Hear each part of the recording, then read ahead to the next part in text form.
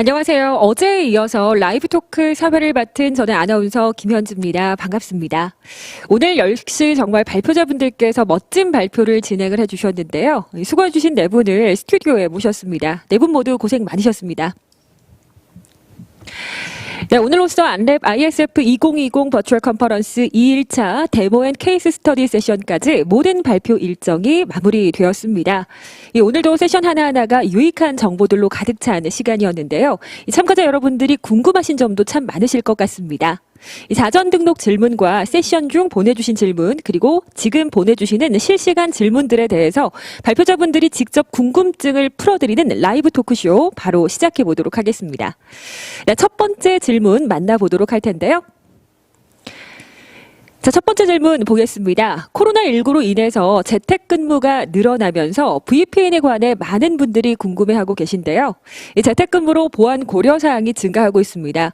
VPN에 대해 다수 정책이 허용되고 또 사내방에선 정책이 적용되고 있는 점을 고려해 봤을 때 보안 관리와 솔루션 운영 측면에서 권고하시는 방안은 무엇일까요? 라고 질문을 주셨습니다. 자, 어떤 분께서 답변 주실 수 있을까요? 네, 제가 답변을 드리도록 하겠습니다. 질문자가 질문하신 내용을 제가 정확히 이해하고 있는 건 모르겠지만 제가 그 질문하신 내용을 이해한 부분으로 답변을 드리도록 하겠습니다. 먼저 첫 번째로 이 사내망에서만 정책이 적용되고 있다라는 부분인데요. 저희 SSL VPN을 통하게 되면 이제 별도 SSL VPN을 사용하는 별도의 IP로 이제 접속을 내부 통신을 진행을 하게 됩니다. 기존의 내부망의 내부망 방화벽 또는 아니면 서버의 그 서버 단말 보안 보안을 위한 이제 별도의 이제 보안 프로그램들을 사내 PC, IP, 서버 등의 IP로 이렇게 구성을 하셨을 텐데요. 그렇다면 이제 외부에서 접속했을 때는 별도의 IP로 접속을 하기 때문에 이런 부분에 통과가 되지 않는 부분으로 이렇게 질문을 하신 것 같습니다. 보통 SSL VPN에 대한 이제 IP 할당 부분에 대해서 안랩 트러스가 든 두 가지 방식을 제공하고 있는데요. 먼저 설정되어 있는 이 IP 풀 내에서 랜덤으로 IP를 할당하는 방식 또는 사용자 계정별로 이렇게 IP를 고정으로 할당해주는 방식을 제공하고 있습니다. 이런 경우에는 사용자 계정별로 이 IP를 고정을 해서 사용하는 것들을 권고를 드리고요. 그 관련된 서버 이제 보안 단말이라든가 아니면 방화벽 정책 이런 부분에 대해서 기존에 있던 정책에 관련된 IP 대역을 추가해서 운영해 주시는 것들을 권고드립니다. 물론 SSL VPN이라든가 그 안에 있는 방화벽들에서 나트를 이용해서 기존에 사용하시던 이 IP 대역으로 나트를 하셔서 실제 서버 입장에서는 원래 IP로 들어온 것처럼 이렇게 느끼게 구성을 하실 수 있겠지만 실제 운영하다 보면 관련된 라우팅이라든가 이런 부분 때문에 응답 패킷이 서로 다른 방향으로 가는 것들로 인해서 실제 서비스가 안 되는 경우가 있을 수 있습니다. 해당 부분들은 실제 고객의 환경에 맞춰서 나트를 이용하시거나 아니면 IP를 정책을 추가로 운영해서 하는 것들을 권고드리고요. 아까 제가 이제 발표 때도 말씀을 드렸지만 이 VPN을 사용할 때는 사용자 인증 그리고 접속하는 단말의 환경이 가장 중요합니다. 사용자 인증에 관련돼서는 이제 투팩트 인증이라든가 OTP를 이용해서 사용자 인증을 좀 강화를 하시는 것들을 권고드리고요. 그리고 트러스가 제공하고 있는 이 단말 인증, 특정 단말에서만 접속할 수 있는 기능들을 제공하고 있습니다. 이런 기능들을 통해서 불특정 다수의 어떤 단말, 모든 단말들이 아니라 인증받은 어떤 특정 단말들 내에서만 접속할 수 있게 운영하시는 것들을 권고드립니다. 네, 부장님 답변 감사드립니다. 자, 그럼 계속해서 두 번째 질문 보도록 하겠습니다. 이 중소기업에서 원격 업무 시 임직원들의 개인 PC에 대한 현실적인 보안 대책 방법은 무엇입니까? 라고 질문 주셨는데 이 역시 원격 근무에 대한 관심이 참 뜨거운 상황인 것 같습니다. 자, 어떤 분께서 답변 주실 수 있을까요? 제가 답변 드리겠습니다. 코로나19에 의해서 원격과 재택근무 환경이 폭발적으로 좀 늘어나고 있습니다. 근데 우리가 여기서 좀 생각해 봐야 될 것 중에 하나가 코로나19 이전 시대에는 과연 원격 근무와 재택 근무가 없었느냐. 이제 돌이켜 생각을 해보면 코로나19 이전 환경에서도 원격과 재택 근무 환경이 있었습니다. 예를 들면 장기적으로 출장을 간다든가 혹은 예를 들어서 건설사를 생각을 해보면은 건설 현장 사무소가 있거든요. 건설 현장 사무소에 PC나 노트북 단말이 있습니다. 그럼 과연 본사에서 떨어진 이러한 원격지 혹은 재택에 있는 PC나 단말들이 잘 관리가 되고 있느냐 이런 것들을 좀 생각해 볼 필요가 있는데요. 근데 지금 이제 코로나19가 이제 폭발적으로 이제 증가되면서 우리의 원격 근무와 재택근무 환경도 폭발적으로 확대가 되고 있습니다. 이렇다 보니까 중소기업이나 일반 기업의 보안 담당자 입장에서는 좀 여러 가지 좀 힘든 부분이 좀 많이 있을 것 같습니다. 최근에 올 상반기 때 보면은 과학기술정보통신부에서 원격과 재택근무 환경에서 사용자와 관리자의 실전 수칙이라고 해서 6가지를 이제 실제 내보냈는데요.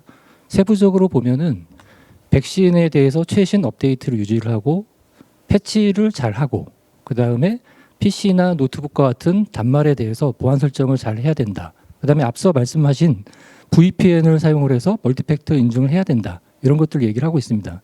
근데 중요한 거는 중소기업 입장에서 봤었을 때는 이러한 이제 VPN 운영 플러스 엔드포인트에 대한 보안을 잘 하기 위해서는 비용 투자가 돼야 되고 그다음에 관리자가 있어야 됩니다.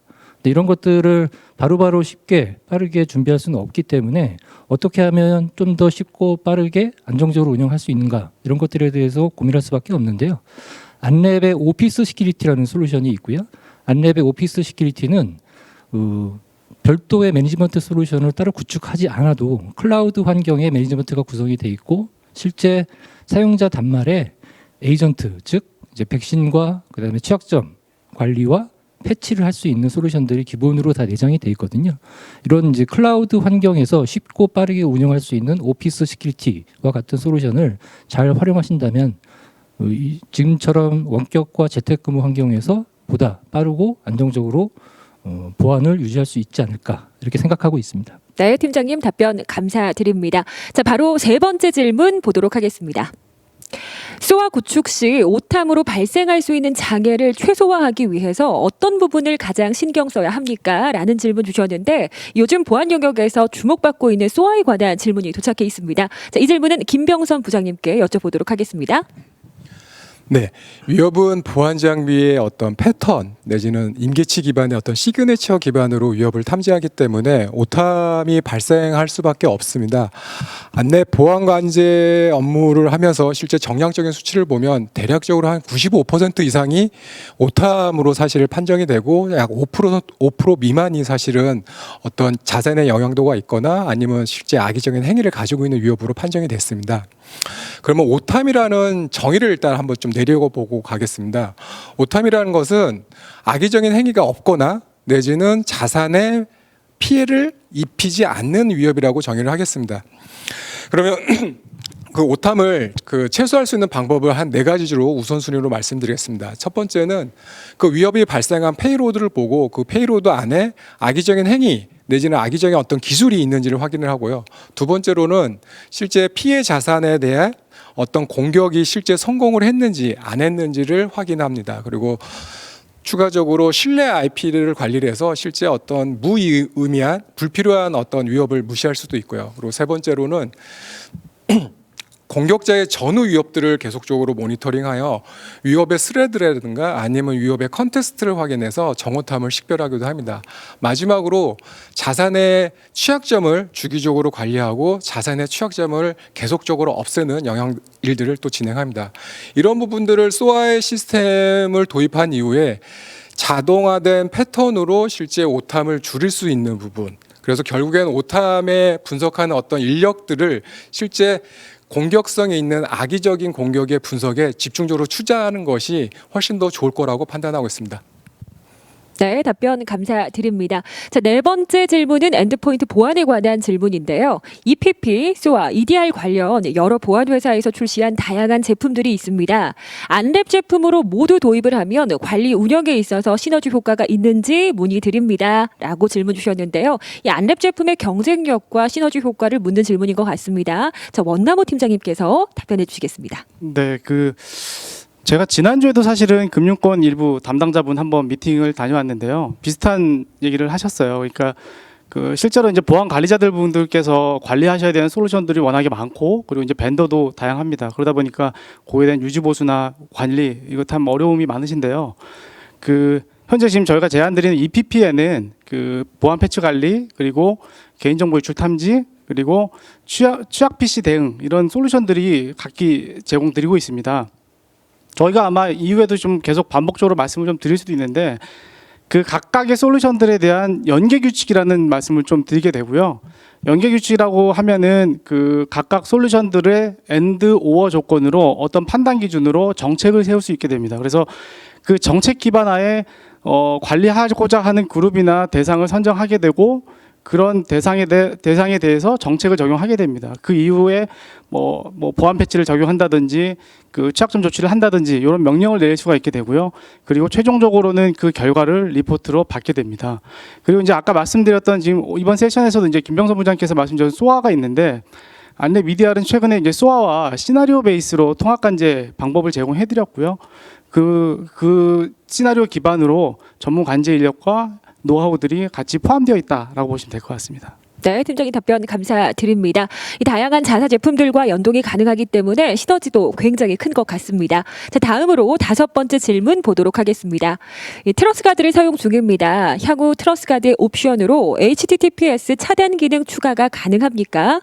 지금은 HTTPS 웹사이트는 IP로 차단하고 있지만 IP 주소가 수시로 변경이 되면서 차단 효과가 감소해서 질문을 드립니다라고 하셨는데요. 이 트러스가드에 대한 질문이 도착해 있습니다. 이 정승재 부장님께서 답변해 주실까요? 문의하신 내용에 대한 답변을 드리도록 하겠습니다. 과거에는 지금 말씀하셨던 것처럼 이제 어떤 특정한 사이트를 막을 때 관련된 그 사이트의 IP를 정보를 수집해서 그 IP를 차단을 했는데요.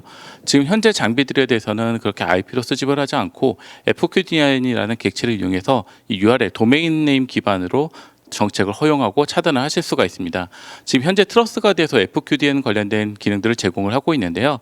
현재 사용하시는 버전이 좀 과거 버전이거나 혹시 기능이 있지만 아직 그 기능을 사용하지 못하시는 것으로 보입니다.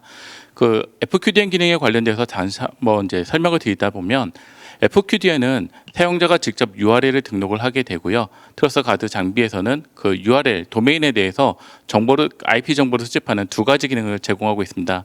첫 번째로 사용자가 그 해당 URL에 접속하기 위해 DNS 쿼리를 했을 때 그 응답 패킷으로 오는 그 IP 정보를 자동으로 수집하는 기능들을 제공하고 있고요. 또 하나의 방법은 이 트러스가드에서 직접 DNS 서버에 해당 URL에 관련된 그 IP 정보를 쿼리를 해서 정보를 수집하는 이 2가지 기능들을 제공하고 있습니다. 평소에는 이 2가지 기능들 모두 사용하실 수 있겠지만 혹시 사용자가 DNS 쿼리할 때 그 해당 패킷이 트러스가드를 지나가지 않는 내부망에 있거나 별도 다른 망에 있다고 하면 이런 그 자동 수집 기능들을 사용하지 못하실 텐데요. 이럴 경우에는 트러스가드에서 직접 DNS 서버에 쿼리하는 기능들을 이용해서 사용하실 수가 있습니다. 이때 유의하실 부분은 그 사용자가 쿼리하는 그 설정되어 있는 그 DNS 서버와 트러스가드가 설정되어 있는 그 DNS 쿼리하는 그 서버를 동일한 서버로 설정해 주시는 것들을 권고드립니다. 또한 마지막으로 지금 하나 더 말씀드릴 게 지금 현재 만약에 사용하실 수 없는 과거 버전이라고 하면 현재 그 장비를 유지보수하고 있는 업체를 통해서 이 장비가 현재 펌웨어 업데이트가 가능한지 혹시 펌웨어 업데이트가 가능하지 않은 장비라고 하시면 장비 업그레이드까지 고려를 하셔야 될 것 같습니다. 네, 답변 감사드립니다. 자, 바로 6번째 질문 확인해 보도록 하겠습니다. 여러 백신과 침입 탐지 프로그램을 설치해 사용할 경우 관련 경고창에 대응하는 방법이 궁금합니다. 이에 맞는 간편한 대응 방법이나 프로그램이 있으면 좋을 것 같습니다. 라고 문의를 주셨는데 이 질문은 우리 어떤 분께서 답변해 주실 수 있을까요? 네, 질문의 내용을 SOA 시스템으로 접근해서 좀 설명을 드리도록 하겠습니다. 우선 말씀드려야 될 것이 실제 어떤 발생한 위협에 대해서 분석하고 대응하는 방법들은 사실은 위협에 따라서 너무 많은 차이가 있습니다. 그래가지고 일단 말씀 주셨던 백신 이벤트에 대해서 대응하는 방법 그리고 어떻게 처리할 건지 좀 말씀을 드리도록 하겠습니다. 일단 백신 이벤트에서 발생한 그 악성 코드 위협에 대해서 실제 악성 코드에 대한 동적 분석이나 정적 분석의 이벤트를 확인하고 실제 악성 파일에 대한 평판 조회 같은 거를 추가적으로 확인할 수 있습니다. 그리고 감염된 PC의 엔드포인트에 어떤 이상 행위들을 추가적으로 확인을 하여 실제 악성 코드가 실제 문제가 있는 건지 없는 건지를 좀 판단할 수 있습니다. 그 이후에 감염자에 대한 조치 내용으로 실제 탐지한 내용 그리고 분석한 내용 그리고 앞으로 어떻게 조치하겠다라는 내용들을 가지고 실제 감염자분하고 실제 커뮤니케이션을 하고요. 그 후에 조치상으로 네트워크를 분리를 한다거나 아니면 실제 감염자의 어떤 PC가 문제가 해결이 된다면 다시 복구를 해주고요. 이런 어떤 처리 절차에 대한 모든 내용을 사실 보고서로 만들고 그 내용을 이제 기록하게 돼 있습니다. 그 이후에 실제 감염자의 어떤 보안 교육을 통해서 추가적으로 발생하지 않게 하는 부분도 있고요. 그리고 실제 뭐 백신 같은 시스템의 엔진 업데이트를 또 추가적으로 후속 조치할 수 있는 부분도 있습니다. 이런 업무들을 플레이북으로 구현을 하고 자동화할 수 있는 부분은 자동화하고 그런다면은 실제 처리되는 시간이나 품질은 굉장히 상상될 거라고 생각하고 있습니다. 네, 답변 감사드립니다. 네, 계속해서 7번째 질문 보도록 하겠습니다. 이 폐쇄망과 논리적으로 망분리된 업무 시스템에서 재택근무, 즉 사회 근무 시에 보안 취약점을 해소하고 보안 사고 발생을 차단할 수 있는 솔루션을 부탁드립니다라고 질문 주셨는데 역시나 많은 분들이 재택근무 관련해서 질문을 주고 계십니다. 자, 이번 질문은 오상원 팀장님께 여쭤보도록 하겠습니다. 예. 앞서 이제 중소기업 기준에서 재택근무 환경에서의 보안에 대해서 이제 말씀을 드렸는데요. 이제 이번 질문은 이제 조금 특이한 케이스로 망분리 환경, 그다음에 폐쇄망에서의 이런 이제 운영 환경에서 재택근무를 어떻게 할 것인가에 대해서 질문을 주신 것 같고요. 우리나라 이제 국내 기준으로 보면은 망분리 환경이 적용되는 곳이 금융권, 그다음에 공공기관 이렇게 크게 이제 두 가지로 볼 수 있을 것 같은데요. 코로나19 때문에 여러 가지로 다 힘든 상황에서 다른 분들은 재택근무를 하고 있는데 그 금융권과 공공기관은 사실 쉽게 못하는 케이스가 분명히 있거든요. 그렇기 때문에 최근에 보면은 9월 17일 날 금융감독원에서 보도자를 하나 냈습니다. 금융회사에서도 재택근무를 할 수 있다. 단 전제 조건이 있죠. 전제 조건이라고 하면은 보안성을 강화해야 된다는 건데요. 이 보안성을 강화해야 된다는 거는 앞서 말씀드린 중소기업 사례와 사실 거의 비슷합니다. 기본적으로 멀티팩터 인증 기반의 VPN을 사용을 해야 되고 추가적으로 엔드포인트 보안, 예를 들면은 백신에 대한 최신 업데이트, 그다음에 취약점에 대해서 상시 패치, 그다음에 보안 설정을 잘해야 된다. 여기까지는 동일한데요. 조금 더 보안을 더 강화하기 위해서 우리가 원격 근무 환경에서 업무 시스템에 접속을 하면은 내부의 중요 정보를 볼 수가 있잖아요. 근데 이런 것들을 방지하기 위해서 이런 이제 정보 유출을 방지하기 위해서 어떻게 보면은 화면 캡처를 못하게 한다거나 혹은 이제 모든 문서는 암호화를 하거나 이런 이제 추가적인 조치를 요구를 하고 있습니다. 여기까지 보면은 우리가 흔히 다 생각할 수 있는 문제들인데요. 여기서 이제 한 가지 더 고민을 했던 부분이 재택근무 환경에서 사용하는 노트북, PC와 같은 단말이 개인이 집에서 사용하는 노트북과 단말이냐, 혹은 회사에서 제공하는 것이냐에 따라서 조금 틀려집니다.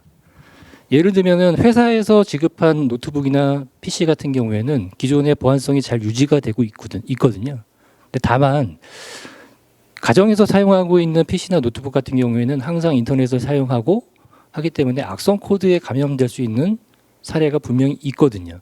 이렇게 악성 코드에 감염이 된 가정 내에서 사용하는 PC나 노트북을 통해서 회사 내 업무 시스템에 접근을 한다라고 하면은 업무 시스템 쪽에 감염이 추가적으로 이루어질 수 있는 환경이 분명히 발생을 합니다. 그렇기 때문에 금융감독원에서 최근 발표한 내용 중에서 가장 핵심 중에 하나는 노트북이나 PC를 집에 있는 걸 사용하느냐 아니면 회사에서 지급한 걸 사용하느냐 이거에 따라서 실제 집에 있는 노트북과 PC를 사용해서 업무 시스템에 접근을 한다라고 하면은 추가적으로 VDI 환경을 구성을 해서 이 VDI 환경의 단말을 경유해서 들어와야 된다라고 얘기를 하고 있습니다. 이렇게 했을 때 가장 크게 문제가 되는 거는 첫 번째로 비용적인 측면이 추가적으로 발생을 하는 거고요. 그 다음에 집에서 사용하는 단말이 앞서 말씀드린 것처럼 악성 코드에 감염된 노출되는 케이스가 분명히 더 많기 때문에 저희가 종합적으로 판단을 해봤었을 때는 금융권이나 공공기관에서 망분리 환경에서 특히나 재택근무를 한다라고 하면은 실제 회사에서 제공하는 단말을 이용해서 보안성을 계속 유지를 하는 것이 더 좋지 않을까 이렇게 의견을 드리고 싶습니다. 네, 팀장님 답변 감사드립니다.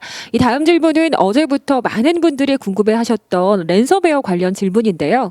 최근 랜섬웨어 공격이 서버 내 데이터와 하드디스크를 암호화하고 있습니다.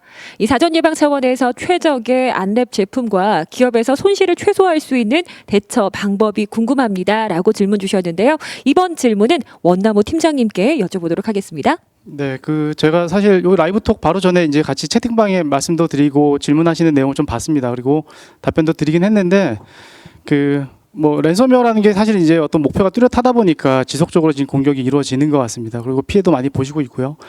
그 안랩에서는 일단 V3에 랜섬 보안 폴더를 제안을 드립니다. 그 해당 기능을 사용하시면 그 악의적인 프로세스나 확인되지 않은 프로세스가 임의로 뭐 파일을 변경한다든지 이런 것들을 원천적으로 차단할 수 있고요. 그리고 그 디코이라고 해서 이제 저희가 이제 미끼 파일이죠. 실제로 이제 랜섬웨어가 뭐 드라이브 루트의 파일을 복호와 암호화 시도할 때 저희가 던진 미끼 파일로 탐지가 되면 사전에 탐지와 차단이 가능합니다. 그리고 이제 저희가 추가로 제안 드리는 것 중에 하나가 그 샌드박스 기반의 그 지능형 위협 탐지 솔루션의 MDS를 같이 제안 드립니다.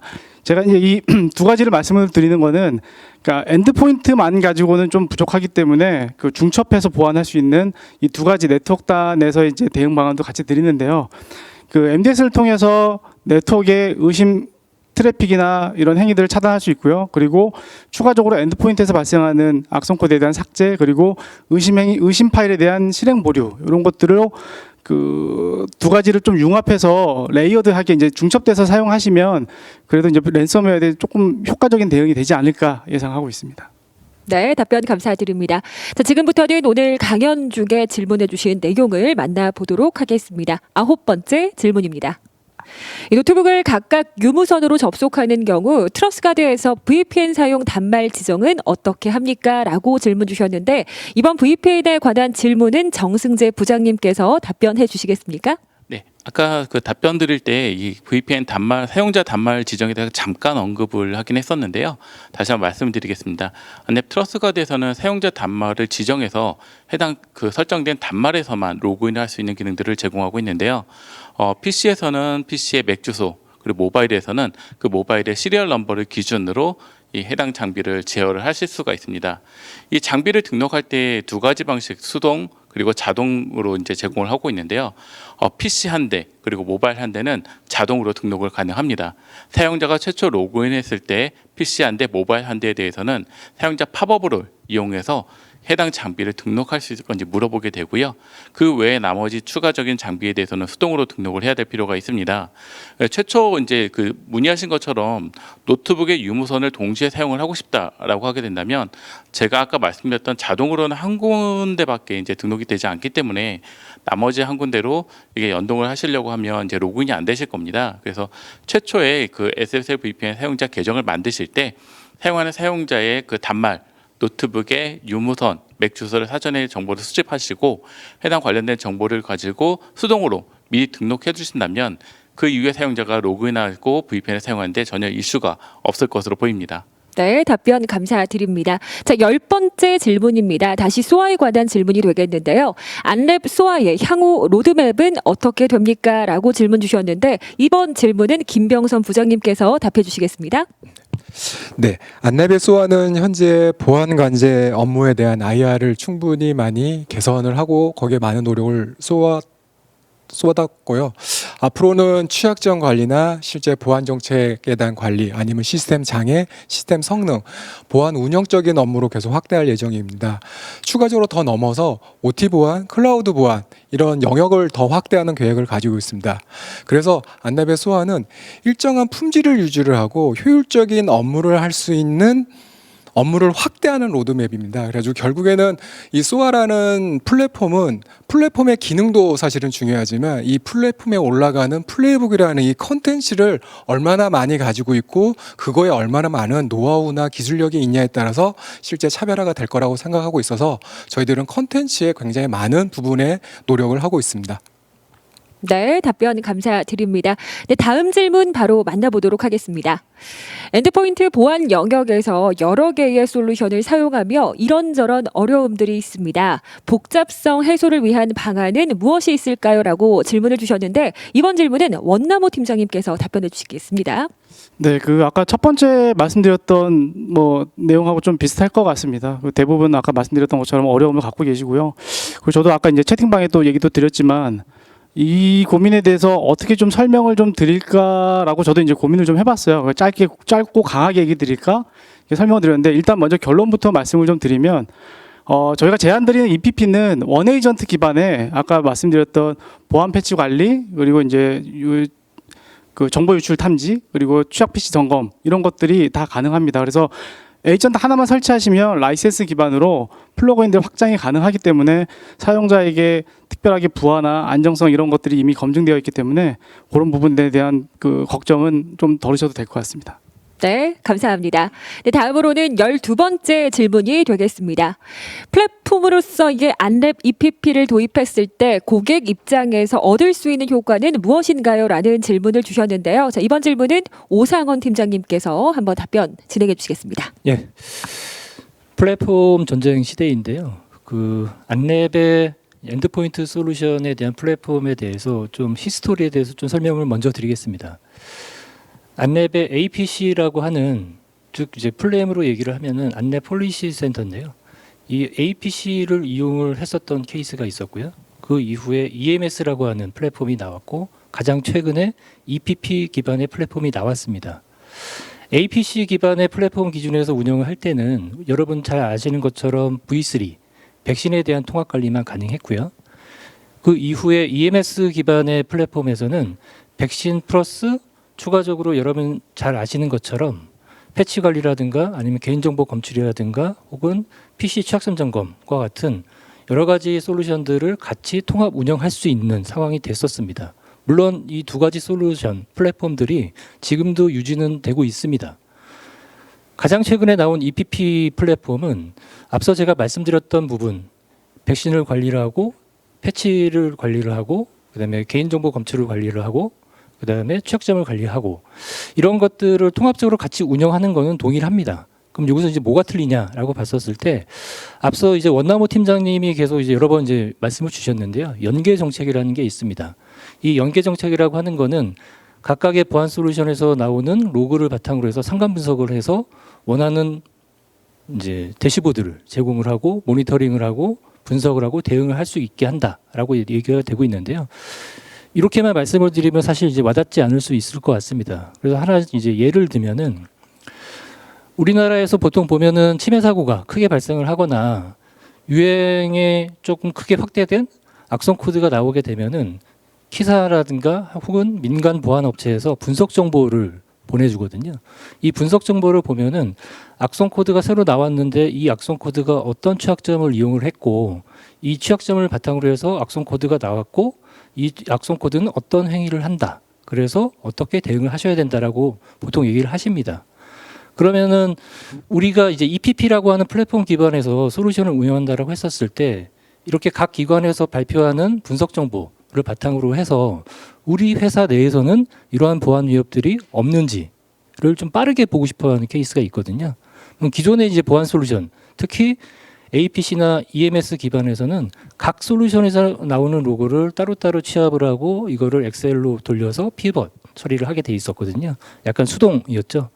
근데 연계 정책이 되면서 이러한 것들에 대해서 손쉽게 이제 모니터링하고 분석하고 대응할 수 있는 체계가 마련이 됐다. 결국은 시간과의 싸움에서 우리가 스피드 있게 대응할 수 있는 환경이 됐다라고 이해를 해주시면 좋을 것 같습니다. 네, 답변 감사드립니다. 지금까지 오늘 실시간으로 보내주신 질문들을 만나보고 있는데요. 이 사전 등록 때 워낙 많은 분들이 다양한 질문을 올려주셔서 다시 사전 질문으로 돌아와서 답변 드리는 시간 가져보도록 하겠습니다. 다음 질문 보도록 하겠습니다. SSL VPN은 기존 VPN 방식의 문제점들에 대한 대안이 될 수 있는 반면에 비용 부분이 걸림돌이라고 들었습니다. 비용 절감 방안이 있을까요? 라고 질문을 주셨는데 다시 원격 근무의 핵심이라고 할 수 있는 VPN에 관한 질문이 도착해 있습니다. 정승재 부장님께서 답변해 주실까요? 네, 그 SSL VPN 관련된 비용적인 부분에 대해서 고민이 많으신데요. 아무래도 SSL VPN을 새로 구축을 하시려고 하면 SSL VPN 전용 장비를 또 구매를 하시고 그 관련된 장비 외에 그 사용자 계정별, 유저 수별 이렇게 라이센스를 별도로 이제 구매하시는 이런 부분들 때문에 또 비용적인 부분도 고민하시고 그다음에 본사, 지사 여러 군데 이제 업체가 있을 경우에 그 관련된 곳들에 모두 이 SSL VPN을 구성해야 되는 것들인가 아니면 한 곳에 구성을 해서 이용할 수 없는가, 이런 중복 투자 관련된 부분들에 대해서 고민이 많으신 것으로 알고 있습니다. 먼저 첫 번째 관련된 부분으로 말씀을 드리자면, 안랩 트러스가드는 하나의 장비에서 IPsec 그리고 SSL VPN을 모두 다 제공을 하고 있습니다.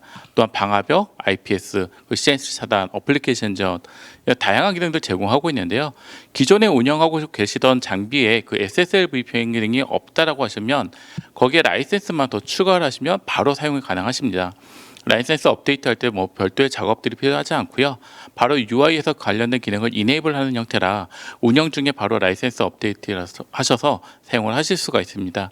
그렇다면 기존에 운영했던 별도의 장비를 구매하는 것이 아니라 라이센스 비용만 추가하면 되기 때문에 어느 정도 비용 절감이 발생을 할 수 있을 것 같고요.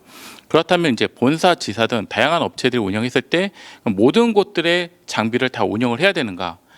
효율성을 위해서 각각의 라이센스만 다 업데이트해서 운영하시는 방법도 있지만, 아니면 이거 중복 투자다, 어느 한 곳에만 접속하고 나머지 것들은 사용할 수 없는가, 동시에 같이 사용할 수 없는가, 이런 부분에 대해서도 이제 질문이 있을 수 있을 것 같습니다.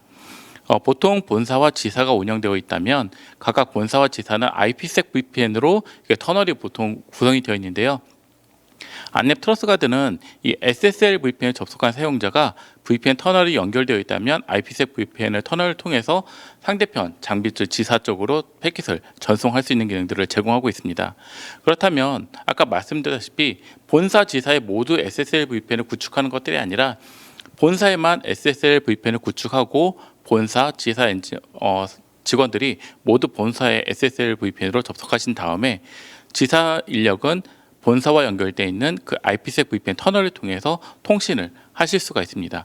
만일 이렇게 구성을 하신다고 하면 현재 그 본사에 운영하고 있던 장비에 어느 정도 부하가 더 발생할 텐데요. 현재 사용하고 계시는 그 트래픽 사용 현황, 그리고 장비의 퍼포먼스, 트래픽 처리할 수 있는 사용 용량을 확인하시고 향후 추가되는 그 트래픽 용량이 해당 장비가 처리할 수 있는 용량인지를 확인하신 다음에 그 장비가 처리하지 못한다라고 하시면 해당 장비를 좀 상위 업그레이드하는 방안들도 검토를 하셔야 될 것 같습니다. 네, 답변 감사드립니다. 네, 계속해서 다음 14번째 질문을 보도록 하겠습니다. 이 SOA 주요 경계 보안 장비와 차단 또는 정책 적용 기능 수준은 어느 정도입니까? 라는 질문 주셨는데요. 여기에 덧붙여서 지원 가능한 보안 장비 종류는 어떻게 됩니까? 라는 질문입니다. 이 SOA에 관한 관심도 진짜 높은 것 같습니다. 이 답변은 김병선 부장님께서 답변 진행해 주실까요? 네. 경계 보안 장비인 방화벽에 실제 보안 정책을 통한 접근 제어를 통해서 악의적인 실제 공격자를 차단할 수 있는 기능이 있습니다. 현재 지원하고 있는 방화벽은 시스코, 그리고 팔로알토, 그리고 안랩의 트러스가드, 그리고 CQI, 그리고 포티게이트, 그리고 주니퍼 등이 현재 있습니다.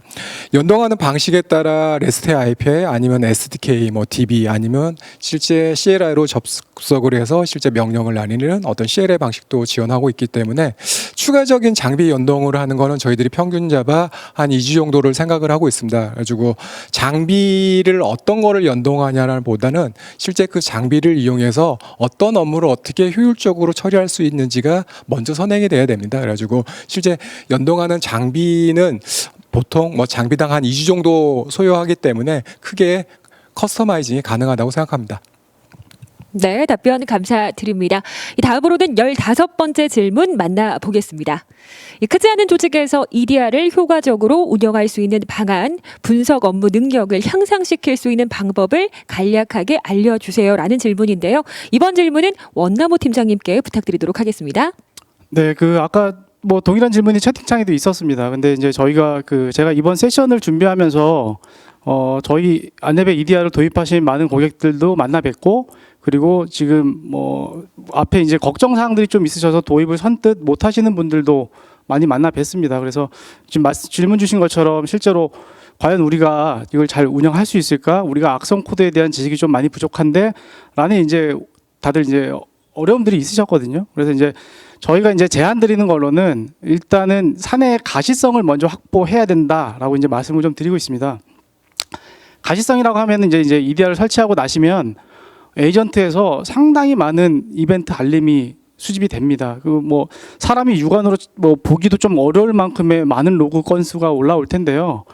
그 중에서도 이제 보안 관리자들이 다 아실 만한 이제 사내 프로그램들, 뭐 예를 들면 DRM이나 DLP 같은 것들 프로그램들을 명확하게 구분하셔서 이런 것들은 우리 사내에서 쓰고 있는 정상 프로그램이다라고 이제 예외 처리가 좀 필요합니다. 예외 처리를 하는 목적은 정말 봐야 될 알람에 대해서 집중하기 위해서 제가 세션에서 말씀 좀 드렸지만 정말 봐야 될 거를 좀 줄여야 됩니다. 안 그러면 이 전체 다를 사람의 능력으로 사실 처리하기 좀 어렵고요. 그래서 이제 이런 부분들 알람에 대해서 최적화 그리고 필터링을 하는 거 무조건 앞단에서 좀 필요합니다. 그리고 나서는 이제 관리자가 다시 이제 저희 관리 콘솔로 들어오시면 실제로 이제 봐야 될 것들이 좀 많이 줄었을 거고요. 거기에서 이제 정말 봐야 될 것을 다이어그램을 통해서 저희가 생성되는 프로세스나 네트워크 접속 정보 이런 것들을 제공해 드립니다. 그걸 통해서 악성인지 언노운인지 자연스럽게 구분하게 되고요.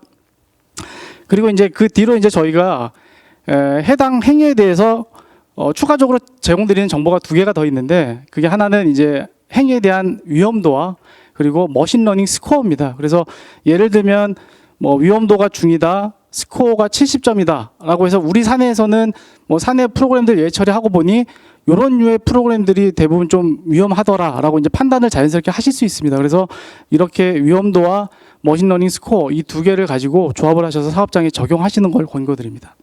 네, 팀장님 답변 감사드립니다. 자, 어느덧 마지막 질문이 되겠습니다. 16번째 질문 보겠습니다. 자, EDR 및 EPP가 랜섬웨어를 막는 데 효과적인가요? MDS와 비교해서 어떤 장점이 있습니까? 라는 질문 주셨는데 이번 질문은 오상원 팀장님께 여쭤보도록 하겠습니다. 예. 랜섬웨어 생각하면 사실 조금 쉽지 않은 문제입니다. 앞서 이제 삼평동 클립 마지막 클립 화면에서도 보셨겠지만 안랩의 악성 코드 분석가가 재택근무를 하면서 랜섬웨어 제작자와 대화를 하면서 대응을 어떻게 할 것인가 이런 것들에 대해서 이제 지원을 하고 있는데요. 사실 클립을 만들기 위해서 어떻게 보면은 이제 한 게 아니고 평상시에 실제 그런 일들이 계속 벌어지고 있거든요. 더군다나 이제 랜섬웨어에 감염된 고객사 분들 입장에서 봤었을 때는 당하기 전에는 몰랐지만 실제 당하면 그 피해가 상당합니다. 회사의 중요 데이터가 다 암호화가 되기 때문인데요. 이러한 이제 랜섬웨어를 해결하기 위해서 여러 가지 솔루션들이 나와 있긴 한데 현재까지의 추세를 보면은 어떤 벤더의 어떤 솔루션도 100% 랜섬웨어를 이제 완벽하게 막을 수 있다. 자신 있게 말하는 벤더와 솔루션이 없습니다. 있었다면은 이미 대박을 쳤겠죠.